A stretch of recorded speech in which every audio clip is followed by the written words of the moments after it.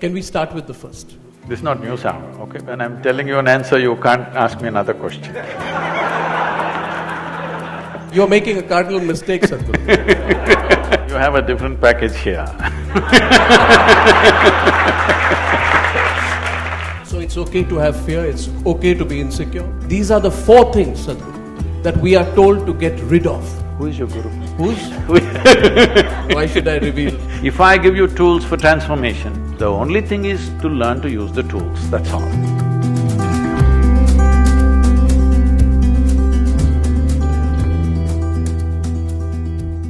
You know, when my daughter was just 3.5 months old, she was traveling with me.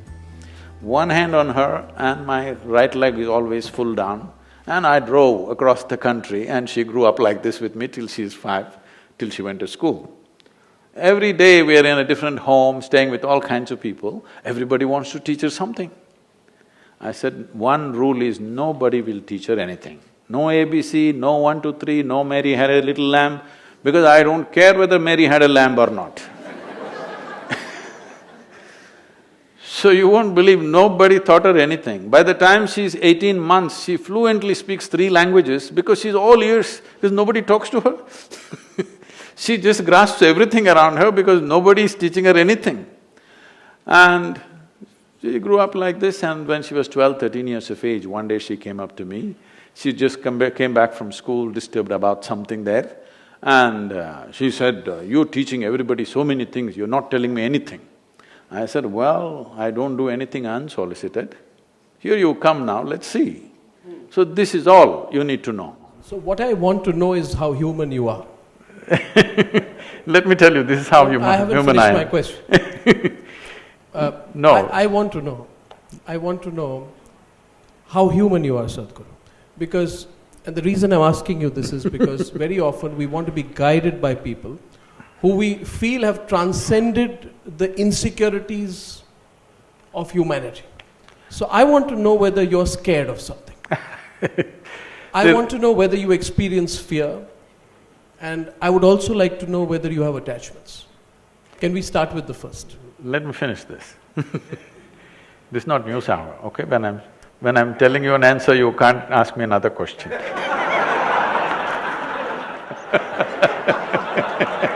I'll get back. I'll get back. And we're not yet in Republic either. You're making a cardinal mistake, Sadhguru. In 2014, I met a young man called Rahul Gandhi. Oh. I don't know why anyone's laughing again. He too interrupted me like you did. I got back later. Please continue. But you'll have to answer my question later. Please go ahead. You have a different package here.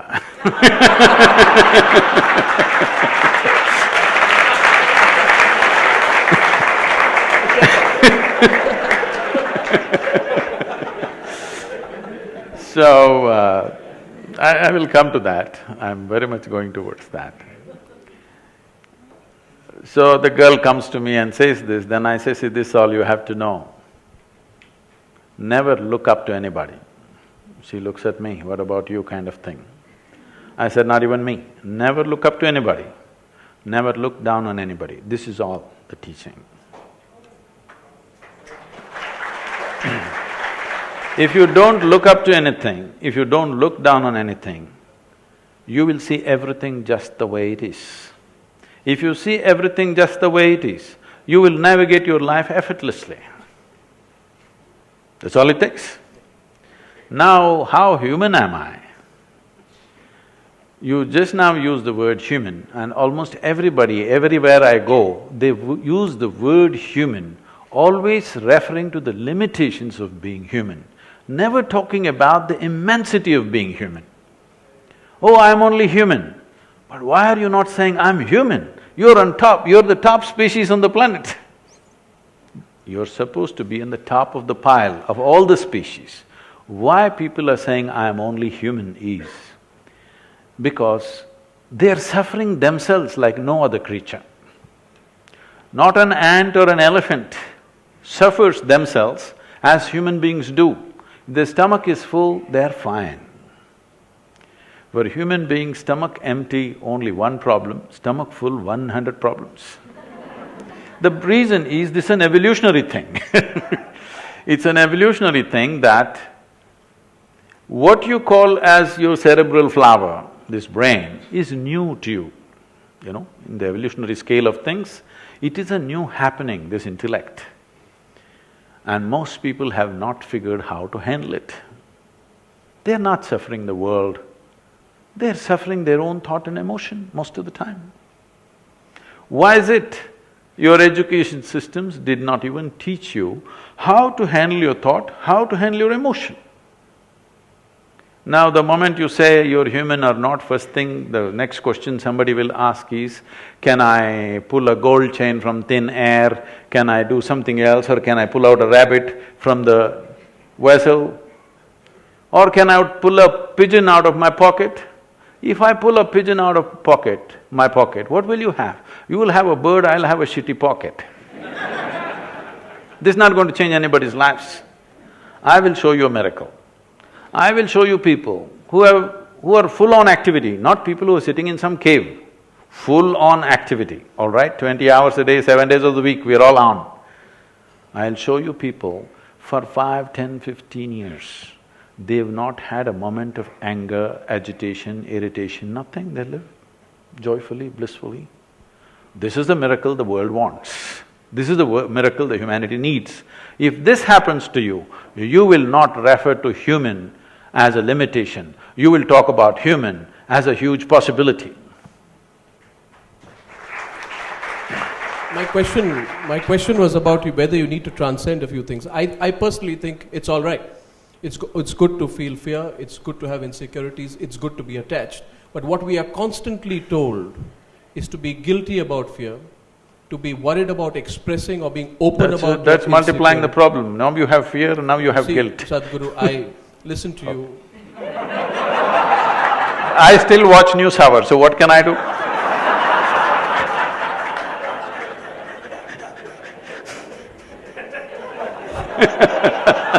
This doesn't usually happen to me.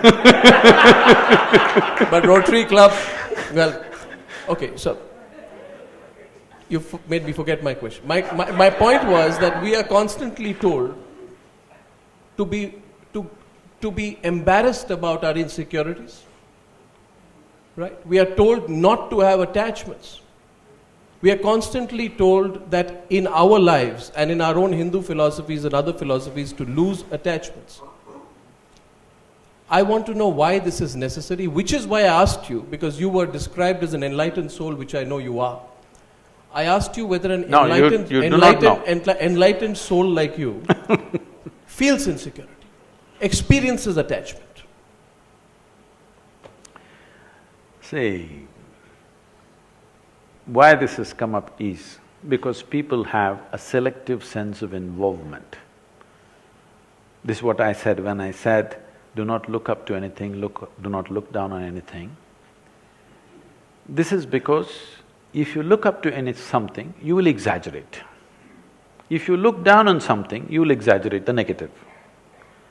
The moment you look up to something, you will get attached to it. The moment you look down on something, you will get dejected by it in some way, disgust will come.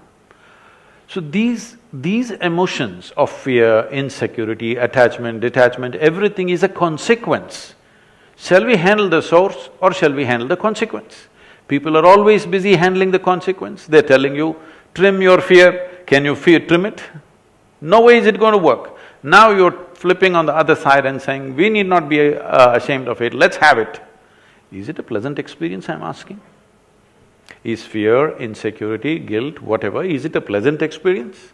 If it's a pleasant experience, keep it, it's up to you. If it's an unpleasant experience, is it a choice? I'm asking you just this much. In the world around us, what happens? It's a different issue. World will never happen 100% the way you want it. Even if you're just two people in the family, still it doesn't happen 100% the way you want it. If it's 51% your way, you are the boss, okay? More than that won't happen. But what happens within you must happen your way, isn't it? If what happens within you happened your way, would you keep this blissful or would you keep this fearful or miserable or whatever? You wouldn't do that to yourself, isn't it? At least for yourself, you want the highest level of pleasantness. Though what you want for your neighbor may be debatable, but what you want for yourself is very clear, isn't it? So it's okay to have fear, it's okay to be insecure? No, I didn't say that. It's okay to be attached? I'm asking you, if you had a choice… And what about ego, Sadhguru? Fear, insecurity, attachment and ego. These are the four things, Sadhguru, that we are told to get rid of. Over a period of time, we are told that as you grow older and you learn more in life, you must learn to give away all guru? four. Pardon me? Who is your guru? Who's? Why should I reveal? No, but this is a fact. This is what we are told. Is it necessarily the truth? Let's go one at a time. The ego. Everybody is talking about this. Right now, in any human being for that matter, if they do something wonderful, they'll say, I did it. If they do something nasty, it was my ego. So, Mr. Ego is a fall guy. Whenever you turn nasty, he's always there. But when you do good things, it's of course you, isn't it? I'm saying, let's become straight with life. That sometimes you're wonderful, sometimes you're nasty, sometimes you're joyful, sometimes you're miserable. This is your reality right now. You don't need a fall guy.